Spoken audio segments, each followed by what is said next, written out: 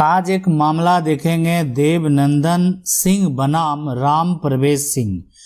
देखेंगे इस मामला को, और ये मामला है DCLR कोर्ट का। ठीक है, देखिए जमीन संबंधित जब भी कोई विवाद होता है और उस विवाद के निपटारे के लिए सबसे पहले आप जो दरवाजा खटखटाते हैं कोर्ट का, वो है DCLR।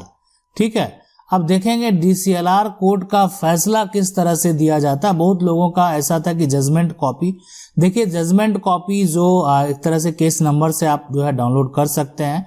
आगे हम आपको दिखाएंगे भी जजमेंट कॉपी, लेकिन पहले मामला समझेंगे क्या मामला था, क्या हुआ। ठीक है, देखिए मामला जमीन कब्जा से ही संबंधित था, जमीन विवाद का मामला था। जो खुद के जो है मतलब नाना के संपत्ति पे जो नाती ने, है ना, नाना के संपत्ति पे नाती ने जमीन कब्जा कर लिया और अपना हक का जो है वो दावा भी किया। मतलब नाती के द्वारा जमीन को कब्जा कर लिया जाता है और हक का दावा किया जाता है। ठीक है, अब हम आपको बताते हैं कि देखिए जमीन जब पैतृक संपत्ति हो और मान लेते हैं एक पिता के मान लेते हैं दो बेटे हैं। ठीक, दो बेटे हैं और एक बेटी है और दो बेटे हैं। अब दो बेटों ने आपस में संपत्ति को बांट ली बिना कोई जो है बेटी से सपोर्ट करवाए। एक अगर लिखित तौर पे अगर डॉक्यूमेंट तैयार हो जाता, वो भी इस तरह का डॉक्यूमेंट नहीं जो कि वैल्यूएबल नहीं हो, ऐसा डॉक्यूमेंट आप तैयार करेंगे, ऐसा आप एफिडेविट तैयार करेंगे या ऐसा आप स्टाम्प तैयार करेंगे जिसपे आप सब कुछ लिखा सकते हैं।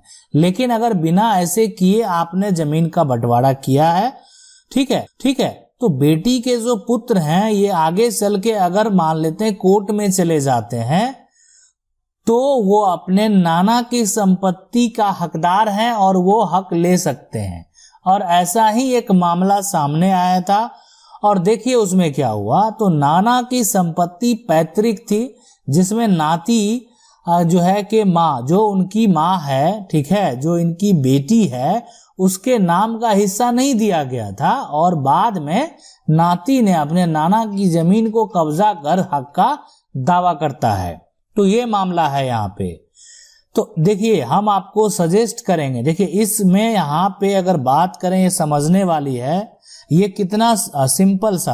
आप कानून में जाएंगे, कानून क्या देखता है, कानून जो है, जो प्रक्रिया है, जो नियम है, जो बनाया गया कानून है, उसी को फॉलो करेगा।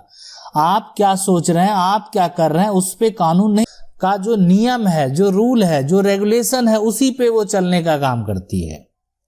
तो इसलिए आपके द्वारा बताए गए रूलों पे तो वो चलेगी नहीं। तो अगर आपने ऐसा डॉक्यूमेंट, मान लेते हैं जब आप जमीन प्रॉपर्टी का बंटवारा अगर करें, ठीक है, अगर करें तो आप अगर एक ऐसा स्टाम्प तैयार कर लें, एक ऐसा स्टाम्प पेपर तैयार कर लें जिनमें बहन से सपोर्ट करवा लें कि उनको इस प्रॉपर्टी से कोई लेना देना नहीं है, ठीक है, और आगे आप अपना जो है दो भाई बंटवारा कर लें, तो आगे चल के कभी जो है उनके बच्चे भी उस पे जो है फाइट नहीं कर पाएंगे। नहीं, अगर आप ऐसा नहीं करते हैं तो आगे चल के देखिए फ्यूचर, ऐसा नहीं कि हर परिवार में हर जगह ऐसा होता है, लेकिन कुछ मामले ऐसे आ जाते हैं, तो क्यों ना पहले ही हम सतर्क हो जाएं। ठीक है, चलिए आगे देखते हैं इसमें क्या हुआ। तो मामला जो है यह मामला जब DCLR कोर्ट में जाता है तो कोर्ट में जाने के बाद कानूनी प्रक्रिया के तहत जो है नाती की ही जीत हो जाती है, इसलिए कि वह संपत्ति पैतृक है और पैतृक संपत्ति में उसकी माँ का बिल्कुल हक है ना, और कब्जा भी कायम रहता है। ये बात आपको यहाँ पे समझना बेहद जरूरी है, क्योंकि हमारा कानून जो है वो पैतृक संपत्ति में बेटे और बेटी का समान अधिकार है। और जिस तहत जैसे मान लेते हैं कि अभी जैसे पिता हैं और उनके दो बेटे हैं, ठीक है, और एक बेटी है, तो अगर बेटी का जो अगर मान लेते हैं जो बेटा है वो तो यानी ये यहाँ पे नाती हुए, और अगर कोई बेटे हैं उनका अगर कोई बेटा है तो ये पोता हुआ। तो पोता और जो है यहाँ पे नाती का भी समान अधिकार होगा पैतृक संपत्ति में।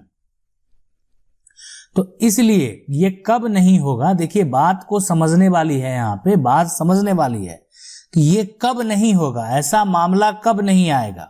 ठीक है, इसलिए कि न्यायालय में अगर आप जाएंगे, ठीक है, न्यायालय में अगर जाएंगे तो आपके पास ऐसा कोई पुख्ता सबूत है कि बेटी ने ऐसा लिखित रूप में पहले दिया। देखिए हमारा जो एक तरह से परंपरा है उसमें बेटियां दूसरे घर जब चली जाती है तो अक्सर यही होता है कि उनको उस संपत्ति से जो है कोई लेना देना नहीं होता।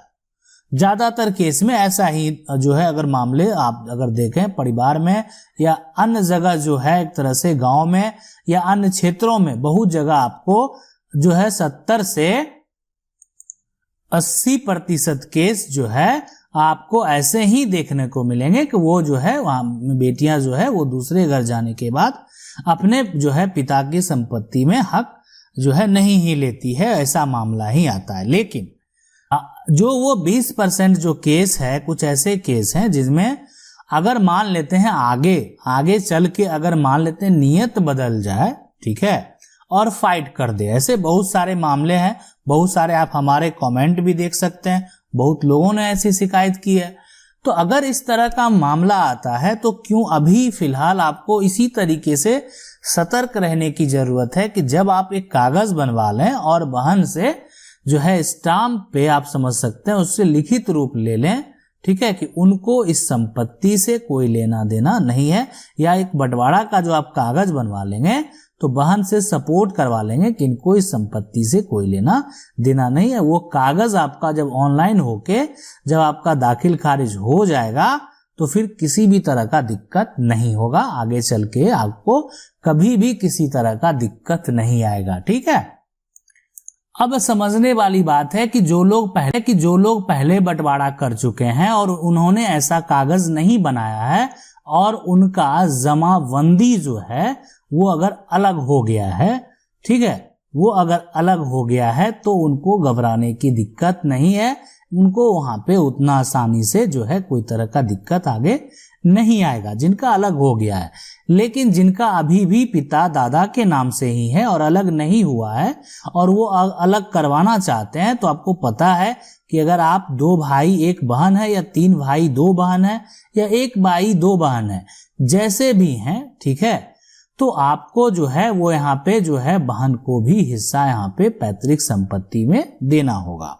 ठीक है, उसके लिए आप एक लिखित रूप से जो है स्टाम्प पे तैयार करवा लेंगे, सपोर्ट करवा लेंगे, तो फिर आगे दिक्कत नहीं आएगा। आपका जमाबंदी जब अलग हो जाएगा तो फिर आगे कभी भी कोई भी अगर उनके बहन के वंशज भी हैं तो उस पे फाइट नहीं कर पाएंगे और कभी भी इस तरह का कोई भी विवाद उत्पन्न नहीं होगा।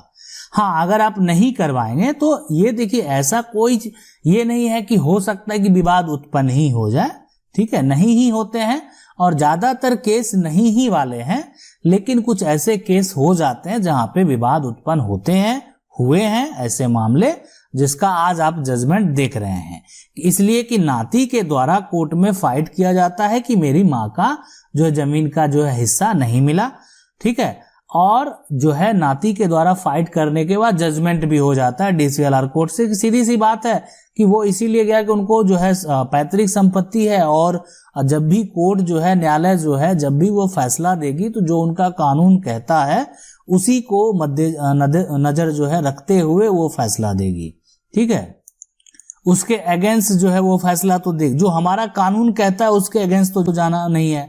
तो इसलिए जो हमारा नियम है, जो प्रक्रिया है, वो उसको तो फॉलो करना ही है। तो अगर कोई उनके वंशज जाते हैं और बोलेंगे कि मेरा पैतृक संपत्ति है, मेरे नाना की संपत्ति है और हमको हिस्सा नहीं मिला, तो सीधी सी बात है जब उनका वहां हक है तो मिलना ही है। लेकिन जब आप ऐसे कागज लेके जाएंगे कि उनकी माँ ये सपोर्ट में लिखित तौर पर उन्होंने दे दिया था कि इनको इस संपत्ति से कोई भी लेना देना नहीं है, तो वो आप समझ सकते हैं इतना वैलिड मान्य होगा कि अब चाह के भी कोई कुछ करना चाहे, किसी भी न्यायालय में जाना चाहे तो वो वहां से नहीं टूटेगा और आपको किसी भी तरह का दिक्कत कभी भी चल के नहीं आएगा।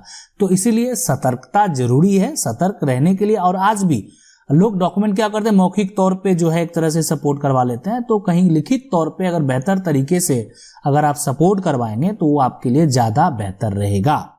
अगर आप लोगों का भी ऐसा कुछ समस्या हुआ है या ऐसा कुछ सवाल है, आप हमें कमेंट करके पूछ सकते हैं। वीडियो के माध्यम से आपके सवाल का जो है जवाब देने का प्रयास करेंगे। वीडियो अच्छा लगा वीडियो को लाइक जरूर कर दें। चैनल को पहली बार देख रहे हैं तो सब्सक्राइब करके जो बेल आइकन है उसको जरूर दबा लीजिए। ठीक है, मिलते हैं अगले